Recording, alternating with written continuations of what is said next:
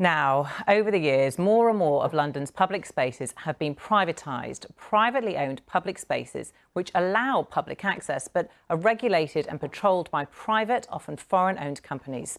So, is the private ownership of these spaces a good thing or an invasion of our civil liberties? Helen Drew has been finding out. Londoners have never needed their outdoor public spaces more than this year. But a lot of those areas aren't really public at all, although you wouldn't necessarily know it until, that is, you do something. At that moment, we're interrupted by security. This is private property. Because if you do something that's not allowed by the owners of a space, like filming, you're often moved on quickly. And outside City Hall belongs to More London, owned by the Kuwaiti Sovereign Wealth Fund. But they don't own the grass. Filming restrictions are just one of many rules. You can be told by the security guards lots of things aren't allowed. So things like having a picnic, things like riding a bike, skateboarding.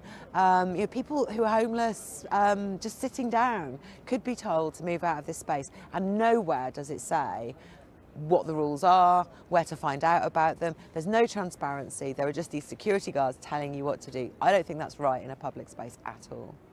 From Nine Elms in Battersea to the Olympic Park, almost all of London's major developments in recent years have led to the privatisation of public spaces.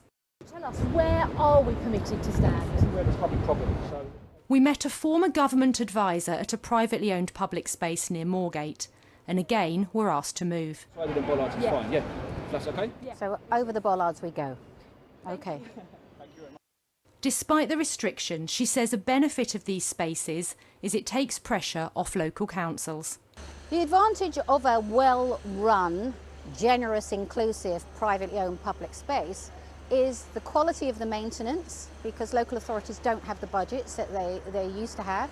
The problem with parks and public spaces, they're not a statutory surface, so when we're under pressure right now, they don't get the money. Our final location was Granary Square by King's Cross, and yes, we were approached by security, but instead of asking us to leave, they made a few calls. Yeah, he's literally coming. He just said he'd be 10 seconds. Thank you very much. And let us film. City Hall has launched a consultation to ensure these spaces are welcoming, with rules simply for safety.